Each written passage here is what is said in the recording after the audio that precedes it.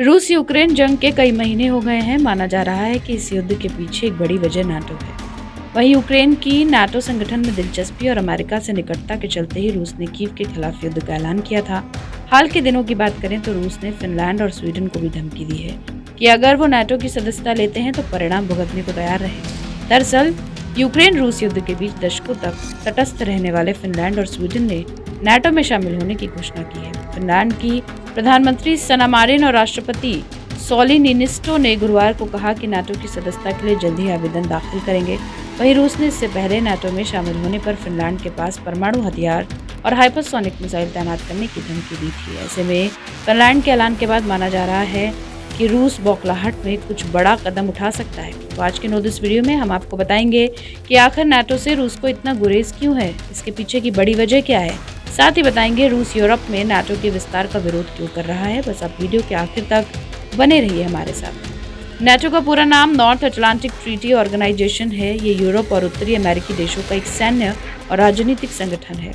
4 अप्रैल 1949 को America, Britain और France समेत 12 देशों ने सोवियत यूनियन का मुकाबला करने के लिए इसकी स्थापना की थी। नाटो में अब 30 सदस्य देश हैं, जिनमें 28 यूरोपीय और 2 उत्तर अमेरिकी देश हैं। संगठन की सबसे बड़ी जिम्मेदारी नाटो देशों और उसकी आबादी की रक्षा करना है। नाटो के आर्टिकल 5 के मुताबिक इसके किसी भी सदस्य देश पर हमले को नाटो के सभी देशों पर हमला माना जाएगा।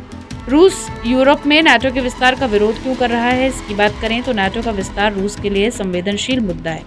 वो इसे अपनी राष्ट्रीय सुरक्षा के लिए खतरा बताता है। यूक्रेन पर हमले के लिए भी वो इसे बड़ी वजह बताता है। रूस की 1300 किलोमीटर लंबी सीमा फिनलैंड से मिलती है। उसके लिए फिनलैंड एक बफर जोन है। रूस कतई नहीं चाहता कि नाटो उसके इतने करीब आए, इसलिए रूस फिनलैंड के भी नाटो में जाने पर विरोध करता है। फिलहाल नाटो के सदस्य देशों Norway, Poland, Estonia, Latvia, Lithuania की रूस के साथ करीब 1200 किलोमीटर की लंबी सीमा है। अगर फिनलैंड भी नाटो में आ जाता है तो ये बढ़कर दोगुनी हो जाएगी।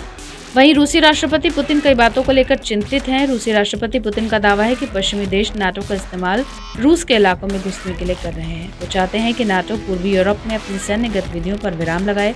पुतिन ये तर्क देते रहे हैं कि अमेरिका ने 1990 में किया वो वादा तोड़ दिया जिसमें ये भरोसा दिया गया था कि नाटो पूर्व की ओर नहीं बढ़ेगा। वहीं अमेरिका का कहना है कि उसने कभी भी ऐसा कोई वादा नहीं किया था।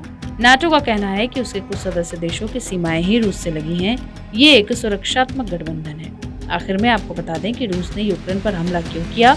दरअसल लंबे समय से रूस ने यूक्रेन के यूरोपियन यूनियन, नाटो और अन्य यूरोपीय संस्थाओं के साथ करीबी का विरोध किया है। हालिया घटनाक्रमों के पीछे पुतिन का तर्क है कि यूक्रेन पूर्ण रूप से कभी एक देश था ही नहीं। उन्होंने यूक्रेन पर पश्चिमी देशों की कठपुतली बनने का भी आरोप लगाया है।